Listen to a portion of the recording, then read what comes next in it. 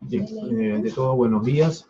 Soy el Dr. Vargas, yo soy médico neurólogo del Servicio de Infección del Sistema Nervioso, de neurológicas. El día de hoy vamos a tocar un tema bastante importante de neurología, que es sobre infección del sistema nervioso. Es un tema bastante amplio, pero vamos a tocar algunas cosas fundamentales, creo yo, de las enfermedades más importantes que hay sobre este capítulo, ¿no?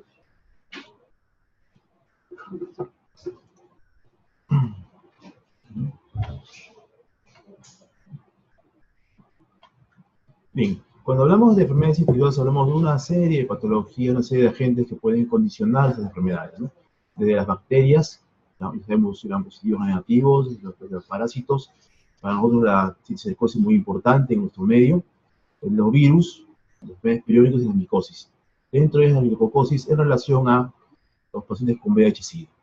El día de hoy vamos a tocar algo sobre las enfermedades bacterianas, ¿no? Tanto sobre la meningitis, sobre la tuberculosis, algo sobre lo que es cercosis y algunas enfermedades como problemas de VIH y algunos hongos, básicamente la tuberculosis. ¿Okay?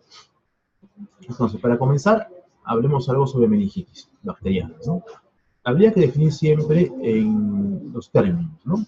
Hay lo que es la meningitis, la encefalitis y la meningoencefalitis. Meningitis, como ustedes recordarán, se refiere a la inflamación de las meninges, las membranas que rodean al cerebro y a la médula. Encefalitis lo referimos a la inflamación de la corteza cerebral y meningoencefalitis es la suma de ambos, tanto una irritación de la corteza cerebral y también de lo que es las meninges, ambas cosas, ¿cierto? Entonces, cuando hablamos de meningitis, usualmente nos referimos a una inflamación de las leptomeninges, quiere decir aquellas capas que cubren al cerebro, como son la pía madre y la aracnoides, ¿cierto? Y que se traducen a nivel del líquido cefalorraquídeo como unos signos de inflamación del mismo, que puede ser incremento de celularidad, que puede ser disminución del consumo de glucosa, ¿no es cierto?, como más importante, ¿no? Y siempre es importante tener en cuenta que la meningitis bacteriana, ¿okay?, es una de las pocas enfermedades, digamos, en neurología que tienen un tipo de manejo de emergencia, ¿no?, desde una urgencia. Es para nosotros, como médicos neurólogos y para los médicos en general, para los médicos generales, es importante saber cómo distinguir y cómo diagnosticar y tratar este tipo de enfermedades bacterianas meninges, ¿no? Habría que recordar desde nuestra anatomía que tenemos a nivel de lo que es las cubiertas del encéfalo, ¿no es cierto?, yendo de la parte más externa a la parte más interna, ¿no es cierto? Vemos la piel, vemos nosotros el subcutáneo, vamos a ver ya lo que es el hueso en realidad en sí, ¿no es cierto? Ya entrando ya hacia dentro de la vida craneana, ya lo que es la dura madre, ¿no es cierto? La aracnoides, que es la capa intermedia, ¿ok? Y la pía madre, que es la capa o la membrana que va a estar adosada al encéfalo en sí. Cuando hablamos de meningitis, usualmente nos estamos refiriendo a inflamación de la aracnoides, ¿ok?, y del esporo subaracnoideo, que se va a caracterizar por determinadas características que la vamos a ver en el líquido cefalorraquídeo. Entonces, importantemente, en general, hablamos de meningitis cuando hay inflamación del espacio subaracnoideo, ¿no?, del aracnoides y del esporo subaracnoideo a nivel intracraneal. Habrá que recordar que cuando hablamos de meningitis bacterianas, hablamos de una gran cantidad de gérmenes. Como sabemos, el tratamiento, digamos, de estas enfermedades muchas veces es empírico, ya que es una emergencia. Entonces, de acuerdo a las edades de cada paciente, de los pacientes, y de acuerdo a determinados factores predisponentes, van a haber ciertos tipos de agentes, cierto tipo de bacterias que pueden condicionar. Como ustedes ven acá, en los niños menores de un mes, generalmente son los gérmenes que colonizan, digamos, la vía genital. Por eso ustedes ven a E. coli, a Galactiae, ¿no? De 1 en 3 meses ya entra el neumococo con cierta frecuencia, ¿no es cierto? El meningococo también, ¿no es cierto? En pacientes ya de 2, 50 años, un amplio rango de edad, tenemos de primera mano el meningococo, ¿ok? Y el Staphylococcus pneumoniae. Recordar siempre que el meningococo usualmente está en relación con las meningitis epidémicas, ¿ok? En los pacientes ya mayores de 50 años, esto se invierte de tal manera que el neumococo pueda ser el principal agente causal y al meningococo pasa a un segundo plano, ¿ok? Cuando hay fractura de base de cráneo, hay que tener en cuenta los estafilococos, también, ¿por qué no?, a los estafilococos que colonizan la piel, ¿no? Con el trauma penetrante, ahí tenemos el estafilococo dorado, ¿no? Y en los pacientes ya posoperados, Bacillus cereus negativos y otra serie de gérmenes, ¿no? En líneas generales, para los pacientes que, digamos, que vemos en comunidad generalmente, tenemos que recordar que los gérmenes más frecuentes van a ser en los pacientes menores de 50 años, el meningococo y el Staphylococcus pneumoniae, y en los pacientes menores de 50 años, lo que es el Staphylococcus pneumoniae con mayor frecuencia. ¿Okay? En cuanto al cuadro clínico, eso es muy importante, porque el cuadro clínico es lo que nos va a llevar de inicio al diagnóstico de esta patología, ¿no? Básicamente hablamos de pacientes que vienen con fiebre, se encuentran febriles, con dolor de cabeza, con irritación meningia, recuérdese la rigidez de nuca como un factor importante y básicamente con dolor, ¿ok? Y trastorno de conciencia cuando ya hablamos de una encefalitis. Entonces, más o menos todo esto lo vemos en un 85% de los casos de pacientes con meningitis o meningoencefalitis, ¿ok? El trastorno de conciencia puede variar desde un estado de somnolencia muchas veces, algo de irritabilidad, hasta estado de coma. Obviamente, un paciente en estado de coma, el pronóstico es mucho más serio, mucho más reservado. Puede haber incremento de la presión intracraneal, como una hipertensión endocraniana, ¿no es cierto? Y en este caso, el paciente cursa con cefalea, náuseas, vómitos, ¿no? Y el pronóstico es mucho más serio, ¿no? Y algunas veces pueden haber complicaciones en el curso de la enfermedad, como puede ser, por ejemplo, ¿no?, la presencia de algún déficit motor, como una suerte de una vasculitis, ¿no? Puede haber presencia de una hidrocefalia también, ¿no es cierto?, que es lo más frecuente, ¿no?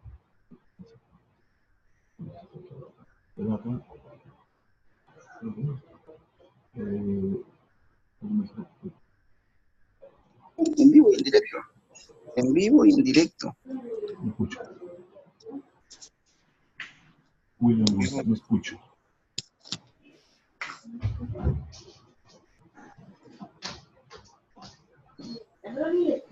¿Cómo te pagan? ¿Cómo te dan a empezar el aguinaldo? El 20.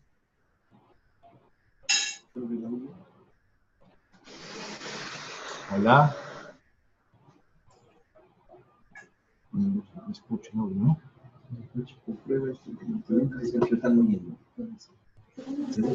Doctor González, ¿me escucha?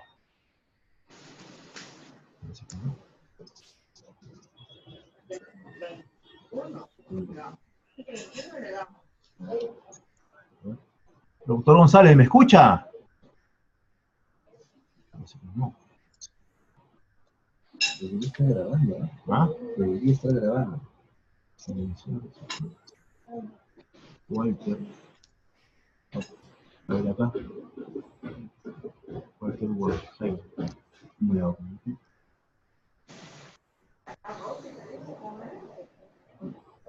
Supuestamente. Porque la otra también no está recibiendo ellos bien, ¿no? Se está escuchando lo que su conexión es inestable, dice.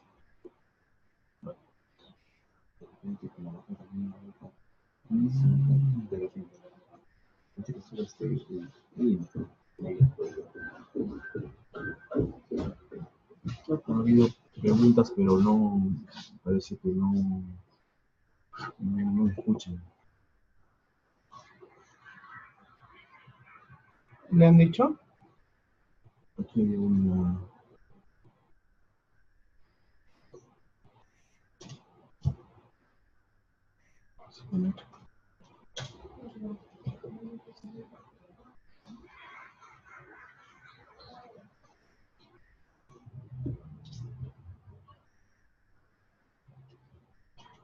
Hola, el micrófono está funcionando normal.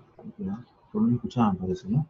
Sí, pero sí, amigo. Pero provocan chatear, ¿no? Sí. En chat le van a aparecer las preguntas, pero aún no tienen ninguna. Ok, eso no, que nosotros no. Bien, vamos a continuar. Desde el punto de vista de la tecnología va a variar, ¿no? Vemos acá, les muestro una rigidez importante de todo lo que es la nuca, inclusive con una flexión de la parte dorsal, como pistótonos, ¿no? La postura rígida de nuca, las meningitales de Trousseau. Hay una serie de signos que se pueden ver en relación al cuadro meningio, ¿no?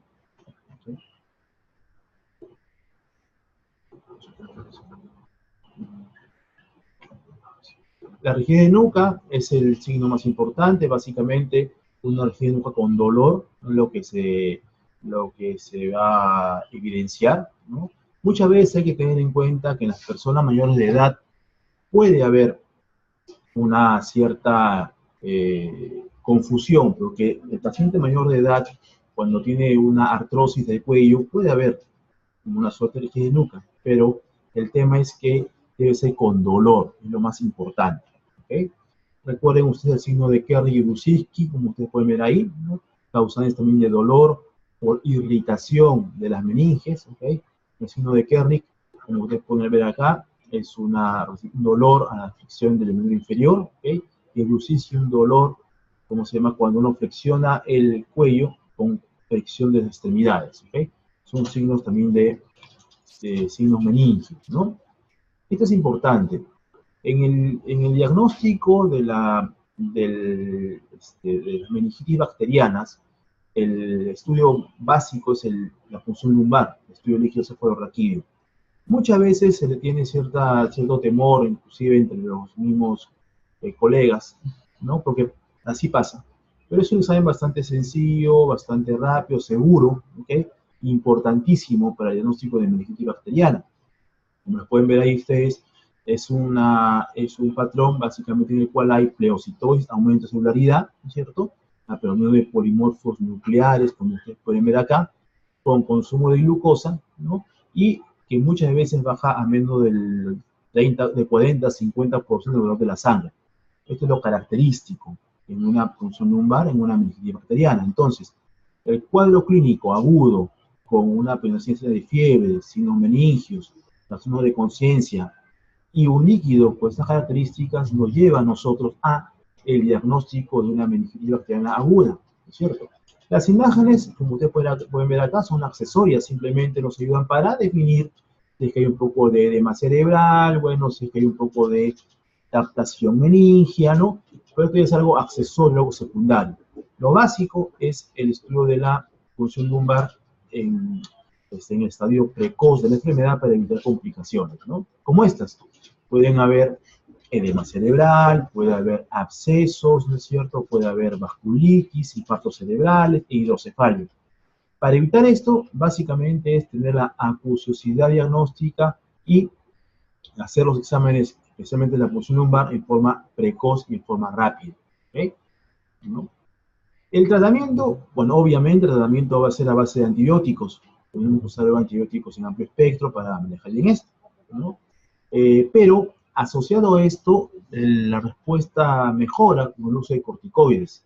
Nosotros, en realidad, la bibliografía propugna el uso de la dexametasona, ya que esta va a disminuir la respuesta inflamatoria a nivel meningio y a su vez va a disminuir el riesgo de secuelas y muertes, ¿no?, en los pacientes con este tipo de patologías, ¿okay? Los estudios hablan de continuarlos si dan muestras y gran positivos. Muchas veces, el estudio de Dan no nos ayuda, pero aún así el tratamiento va a ser puramente empírico, ¿no? Y usamos el corticoide por un lapso de 4 días para después bajar de forma progresiva, ¿okay? Hay esquema de tratamiento recomendados según el tipo de germen. Ustedes pueden ver ahí, ¿no? Y en líneas generales, para lo que más frecuentemente vemos nosotros, en comunidades de neumococo, ¿no?, más o menos se habla de un tiempo de tratamiento recomendado de 2 semanas, ¿okay? Es el tratamiento estimado de forma empírica para estos pacientes. ¿Sí?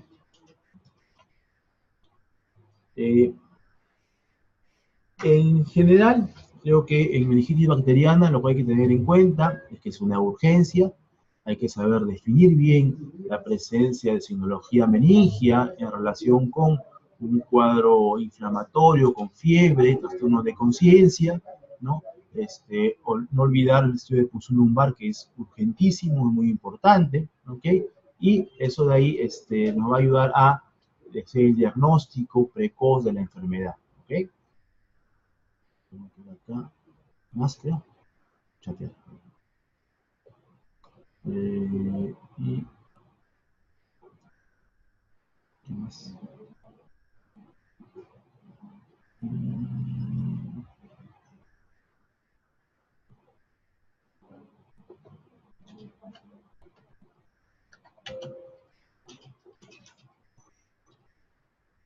A ver.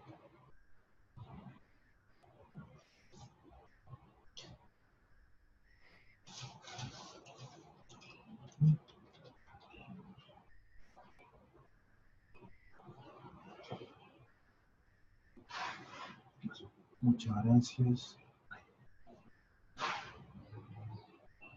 Bueno, continuamos. ¿No hay, no?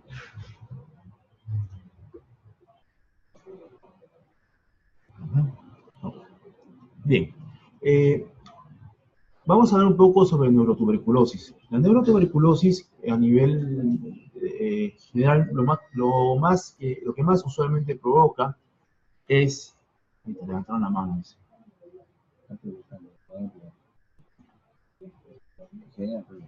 ¿Mm? Que haga la pregunta, si levantó la mano. Entonces acá podemos chatear, ¿no? Comenta en el auditorio cuál es la pregunta. Bien. No veo la pregunta.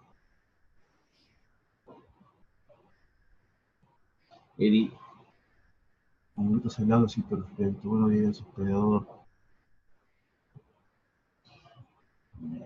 Eri, Conectas el audio, dice.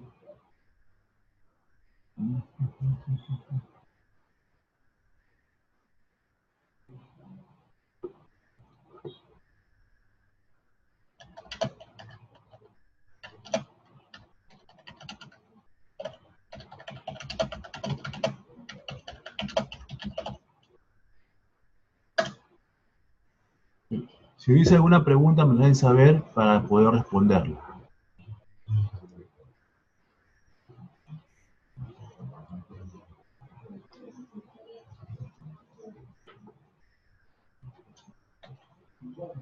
Bien,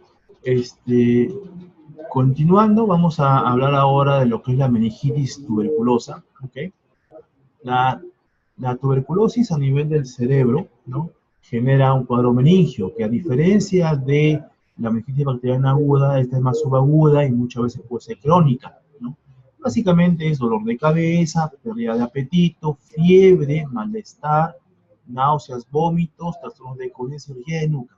Aunque la rigidez de nuca es muchas veces menos marcada que en una meningitis bacteriana aguda, ¿ok? También la tuberculosis puede generar o puede producir lo que es adenomas cerebrales, ¿no? Y el adenoma cerebral puede causar convulsiones de todo tipo, ¿no? Dolor de cabeza, muchas veces de fuerte intensidad, náuseas, vómitos, trastorno de conciencia y pérdida de la fuerza, ¿no? ¿Sí? Y no olvidemos que también la tuberculosis en columna es importante, ¿no? Y puede generar dolor en la columna, dolor ciático, disminución de fuerza en extremidades, adormecimientos de las mismas, retención urinaria cuando haya compromiso medular y la jiba en la columna, que es muy característica, la deformidad en la columna, ¿no? En una meningitis tuberculosa, a diferencia de lo que se ve en una meningitis bacteriana, ¿okay? Básicamente hay una...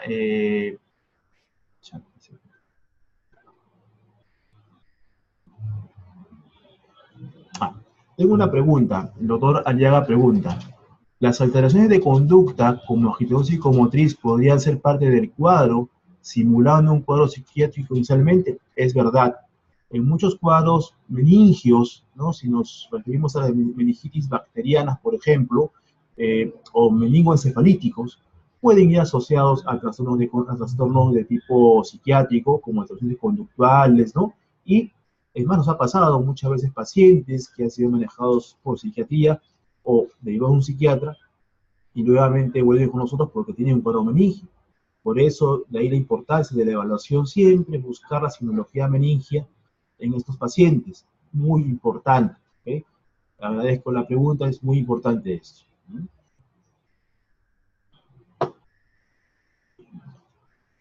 Como comentaba, en el líquido cefalorraquídeo de una meningitis bacteriana, de una meningitis tuberculosa, perdón, hay un incremento de los linfocitos, aumento de la glucosa, aumento de proteínas, baja de cloruros.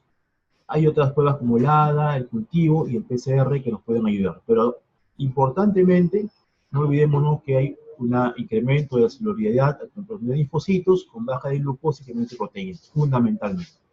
¿Okay?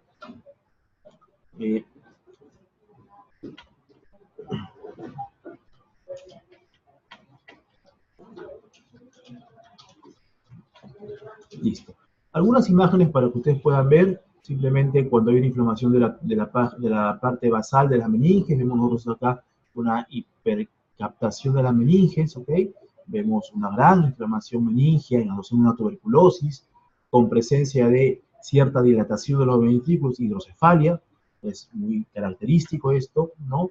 También yo les mencionaba que pueden haber granulomas, aquí vemos una imagen encapsulada, ¿no? En relación a un granuloma, ¿ok? Y una inflamación de las bases a nivel meningio, ¿no?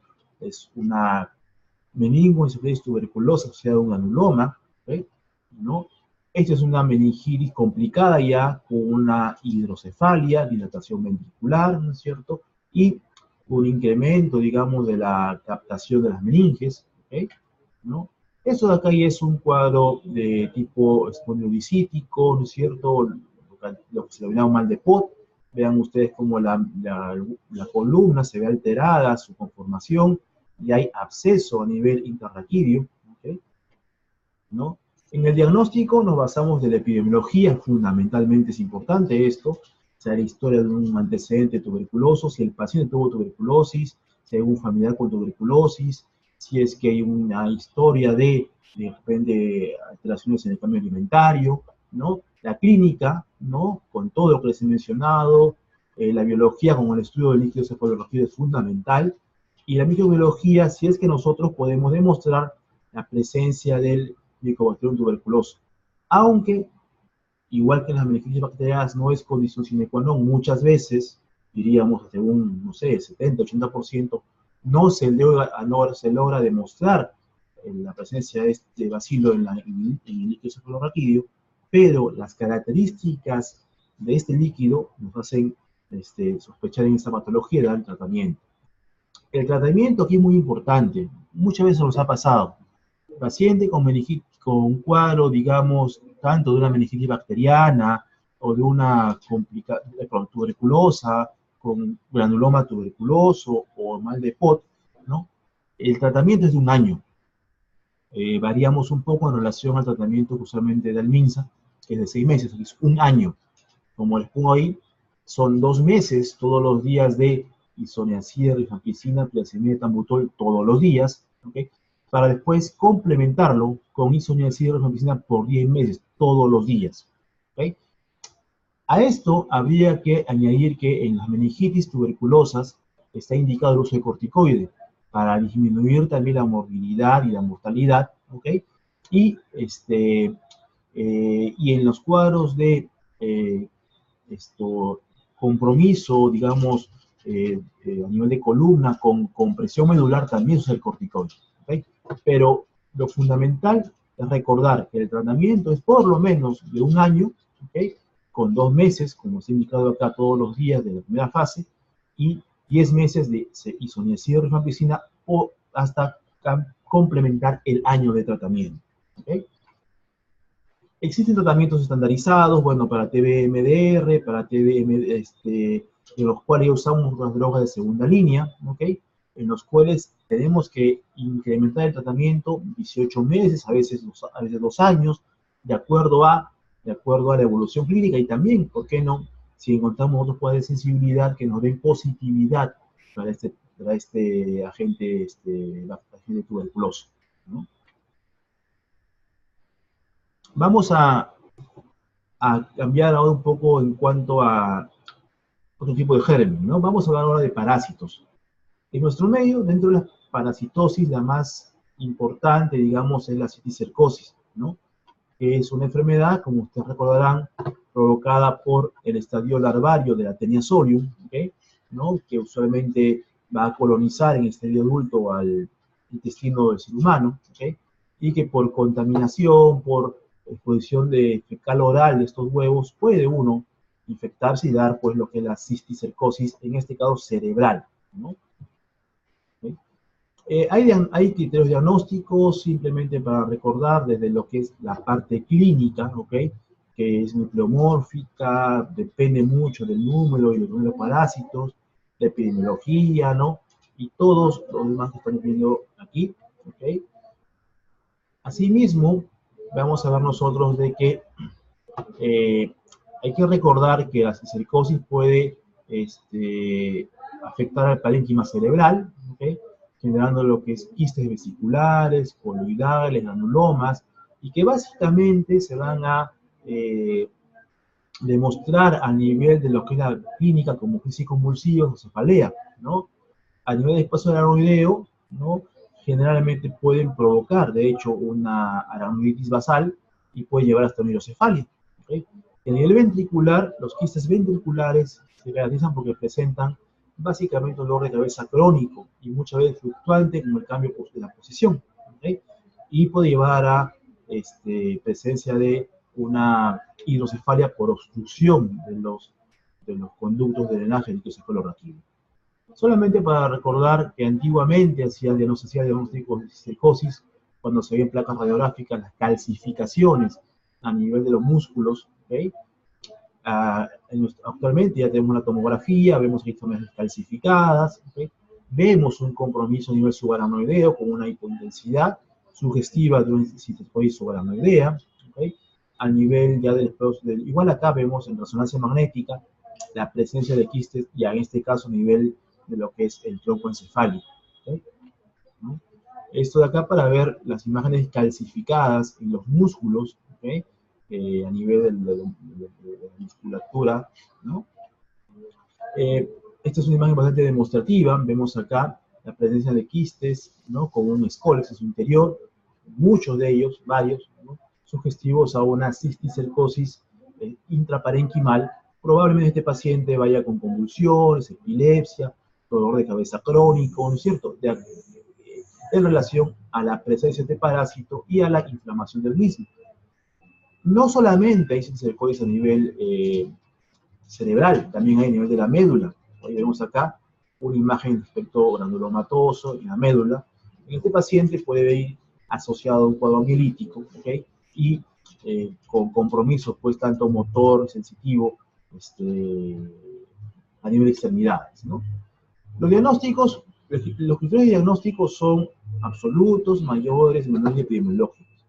Desde el punto de vista puramente clínico, la presencia de una cefalea crónica, una crisis con una epilepsia, un paciente de, ¿cómo se llama?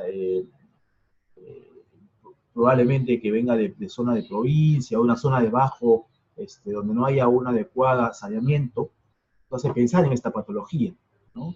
Usamos las imágenes, la tomografía, la resonancia, como hemos demostrado, y el estudio serológico, al Western blot, que nos puede ayudar, si nos da positividad, a pensar en la posibilidad de esta enfermedad, ¿okay?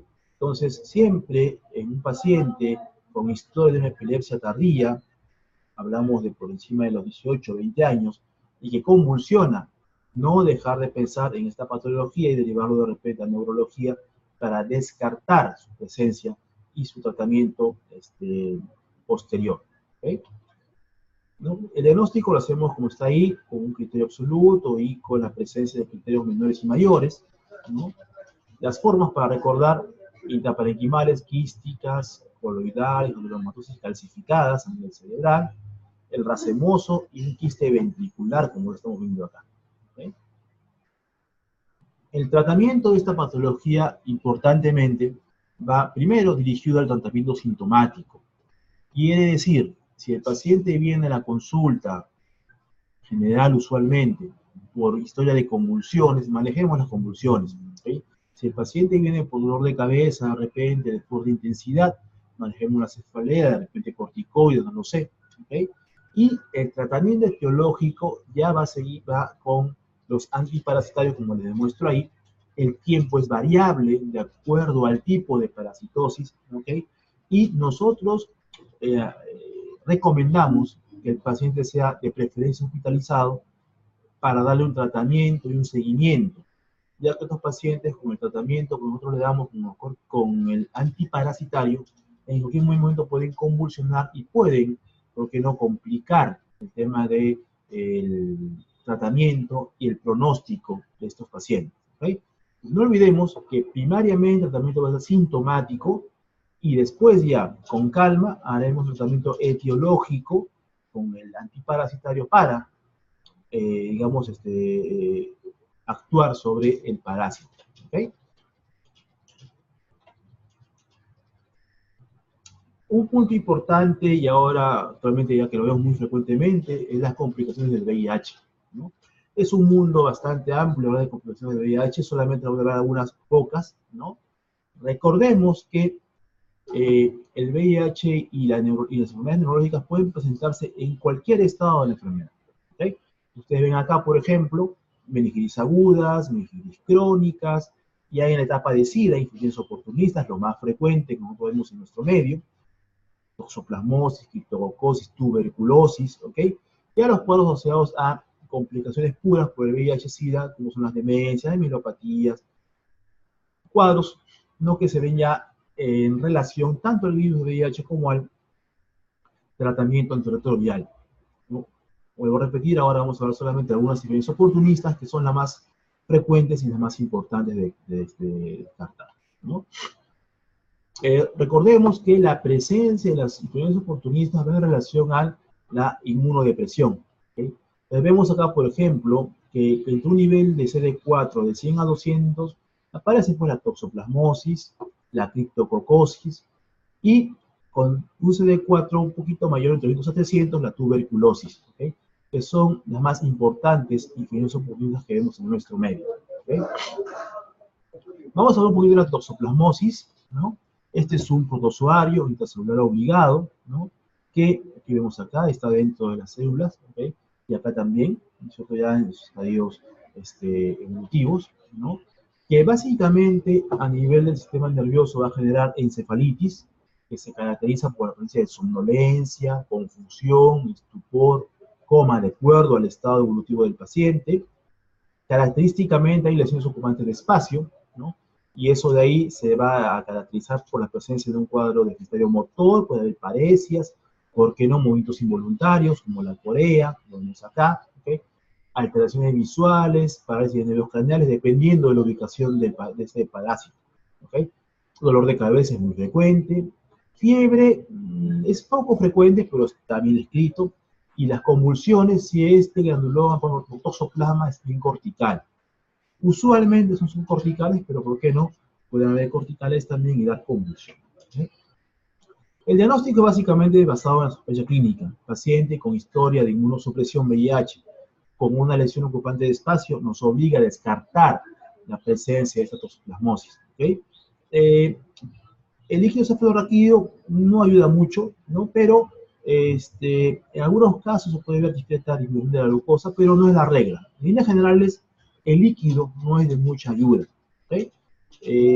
Aquí lo que nos va a ayudar es las imágenes, básicamente. Los diagnósticos generalmente son presuntivos también. De certeza la biopsia, ¿no es cierto? Se usa el PCR y importantemente ver cómo va la respuesta terapéutica a las 14, diría yo, 21 días de tratamiento empírico, con una buena respuesta clínica e imagen, entonces nos ayuda a confirmar el diagnóstico por respuesta clínica. ¿Ok? Algunas imágenes para que ustedes puedan tener una idea. Esto de acá es una imagen granulomatosa en anillo, ¿no? Que es lo típico en una toxoplasmosis. Este paciente probablemente esté con un cuadro deficitario motor, ¿no es cierto? Sensitivo, ¿por qué no? ¿No? Y acá también más cortical, ¿por qué no? Pueden haber convulsiones, como lo hemos definido, ¿okay? ¿No? El tratamiento, en realidad el tratamiento que propugnan, digamos, los grandes estudios es esto, a base de pirimetamina, como está acá indicado, y clindamicina, por un lapso de 6 a 8 semanas, ¿ok? Pero en muchos lugares no tenemos la pirimetamina a la mano, ¿no? Y es por eso que hay esquemas alternativos, como ustedes pueden ver aquí, con pirimetamina más claritromicina, o citromicina, atorvaquona, bueno. Y este último tratamiento, que es uno que a nosotros nos agrada bastante, es el uso de cotrimoxazol a la dosis que está indicada ahí y clindamicina. ¿Okay? Nos ha ido bastante bien, recomendamos este esquema de tratamiento ante la ausencia de la pirimetamina, ¿okay? Pero aún así queremos nosotros problemas inclusive seguro, porque la pirimetamina puede condicionar problemas de tipo hematológico. ¿Okay? Entonces recomendamos el uso de cotrimoxazol y clindamicina en nuestros pacientes con toxoplasmosis cerebral. Damos un tratamiento unas 3 semanas, vemos cómo va la evolución clínica y imagenológica, se va bien, complementamos por 6 semanas. Otra patología relativamente frecuente es la criptococosis, vean ustedes acá, este es un hongo levaduriforme, ¿ok? Que se caracteriza por ser birrefringente en el estudio de tinta china, ¿ok? Y el campo oscuro, ¿no es cierto? Aquí vemos, hay 2 variedades, el neoformans en asociación al paciente con VIH, y el GATI en los pacientes inmunocompetentes, no VIH, ¿no es cierto? Su clínica básicamente va en asociación a una hipertensión endocraniana, pero muchas veces puede haber fiebre, dolor de cabeza, estados confusionales, porque no rigidez nuca y convulsiones. Lo usual en un paciente que viene con una criptococosis es un cuadro meningio subagudo, ¿no es cierto?, de más o menos 2 semanas a 3 semanas, asociado a dolor de cabeza, hipertensión endocraniana y un cuadro febril o subfebril. ¿Okay? De tal manera que hay varios síndromes de presentación. Síndrome febril, hipertensión endocraniana, meningio, convulsivo, ¿no? Nervios craneales y confusionales o deficitarios motores de acuerdo al caso. El diagnóstico, igual, como yo comenzaba explicando que es muy importante el estudio de punción lumbar. En estos pacientes, cuando pensamos en una meningitis subaguda y el paciente tenemos la sospecha o tenemos un estudio que nos hace pensar en un VIH, ¿no? La punción lumbar es importante porque nos va a permitir ver, uno, cómo está la presión lumbar, la presión, perdón, de apertura, cómo va la presión, o vemos el goteo del líquido si es muy rápido, ¿ok? Y de esto, después de ello vemos lo que es la característica del líquido, ¿no?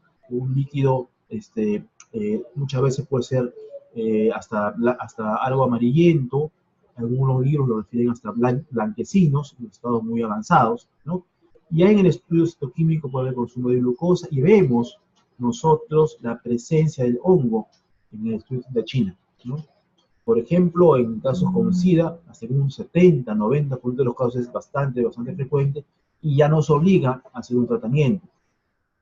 Obviamente hacemos el cultivo, ¿no? Eso demora, pero ya con la tinta china, ya nosotros comenzamos un tratamiento y a buscar casi de urgencia, ¿no? El tratamiento va en relación a dos fases. Una fase aguda de la enfermedad, en la cual usamos anfotericina a la dosis que ustedes ven ahí, más flucitocina. Lamentablemente en nuestro medio la flucitocina no la encontramos con frecuencia, por eso que usamos la anfotericina sola o asociada a fluconazol por un lapso de, dependiendo si el paciente no es un paciente VIH positivo, por 2 semanas, si no lo es, por 4 semanas, y de ahí lo complementamos con el uso de fluconazol a la dosis que vemos desde acá, hasta completar 10 semanas de tratamiento. ¿Okay? Y siempre esta terapia aguda se debe continuar hasta que el líquido sea estéril. ¿Cierto? Eso es muy importante. Tengamos en cuenta que la anfotericina tiene efectos secundarios. Nosotros recomendamos que sea pasada esta medicación en un lapso de unas 12 horas, ¿no? Lentamente, inclusive con una bomba de infusión, ¿no? Esto siempre se utiliza dexametasona previo al uso del mismo, metamizol. Hay que hidratar bien al paciente, porque recordemos que la anfotericina es bastante tóxico para para el riñón, ¿no? En todo caso, ante un caso de criptocosis meningia, ¿no? Yo creo que lo más recomendable es derivarlo a un establecimiento de mayor complejidad para dar el tratamiento con este tipo de fármacos lo más prontamente posible. El tratamiento de mantenimiento lo damos con fluconazol, ¿no? Y va a depender de los antirretrovirales. El tratamiento de mantenimiento lo hacemos nosotros ya cuando el paciente comienza tratamiento antirretroviral, ¿no? Y esto lo damos por un lapso, generalmente se dice hasta que el CD4 esté por encima de 200, ¿no es cierto? Y ya continuamos con una terapia de mantenimiento como lo estoy demostrando ahí, ¿no? Importantemente, hay que tratar la hipertensión endocraniana. Significa que en el paciente que tiene presiones elevadas de líquido cefalorraquídeo, siempre hay que hacer punciones lumbares, muchas veces diarias, muchas veces 2 veces al día, ¿okay? Para manejar sintomáticamente la cefalea y la hipertensión endocraniana. Otros casos se puede hacer drenaje lumbar, ¿okay? Cuando no se puede manejar la hipertensión endocraniana, ¿no? ¿Okay? Y el drenaje ventículo peritoneal, ¿no es cierto? O lumboperitoneal, que es lo más adecuado, cuando no podemos manejarlo ya con un tratamiento médico adecuado, ¿no? ¿Okay? Bueno, he tratado de hacer una revisión de todo lo que es, de algunos casos de lo que es los cuadros de meningios, o cuadros infecciosos, ¿no? Es bastante amplio, pero bueno, espero que algo les pueda ayudar.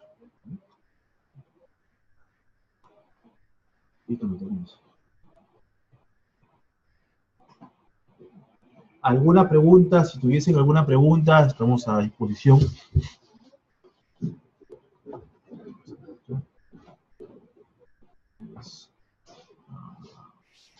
Más, ¿no? Setear, ¿no? Sí. Ya lo recuerdo. No hay otra pregunta. ¿Cómo podría pasar si se pudiera? Ya, ok. Otro ejemplo. Bien, dentro de lo que son las infecciones, aparte de lo que ya les he mencionado, ¿no? Hay una serie de cuadros más, inclusive cuadros virales, ¿no? Que pueden dar también cuadros de tipo encefalíticos, meningocefalíticos. No los he tocado ahora por una cuestión de tiempo, no es bastante amplio, ¿no? Pero también están dentro de lo que son los cuadros de tipo infeccioso, ¿no? Las encefalitis virales generalmente van asociados a trastornos de comportamiento, trastornos de conciencia, ¿no? Muchas veces alucinaciones, crisis convulsivas y fiebre, ¿no? Y el tratamiento también es a base de lo que es la presencia de antivirales, perdón, que es lo que utilizamos, ¿no? Y hay que tener en cuenta los cuidados con los mismos, ¿no? Aparte de ello, la presencia de otras infecciones también que podemos ver a nivel cerebral, están los abscesos cerebrales, que son enfermedades en las cuales hay la presencia de una masa, ¿no? De material purulento dentro del cerebro, encapsulada, que generalmente se comporta como un fenómeno de masa, genera a nivel cerebral hipertensión endocraniana, ¿no es cierto? Puede generar también lo que es cuadros convulsivos y el paciente, pues, inclusive puede haber un cuadro séptico cuando el cuadro es muy avanzado, ¿no? Para todo esto, el tratamiento es básicamente antibiótico terapia de amplio espectro, ¿no? Tener la curiosidad en el diagnóstico, ¿no? Y si vemos un paciente con estas características y con este tipo de cuadro clínico, refiero inmediatamente para un manejo, ¿cómo se llama?, del edema cerebral, ¿no? Eso se puede hacer inclusive estando en una zona de periferia, ¿no? Y después de ello, manejarlo con antibióticos. Okay. Si no hay ninguna pregunta, bueno, agradezco por el tiempo. Okay. Y estamos... Okay. Listo. Listo. Muchas gracias por todos y nos vemos en una nueva oportunidad. Muchas gracias.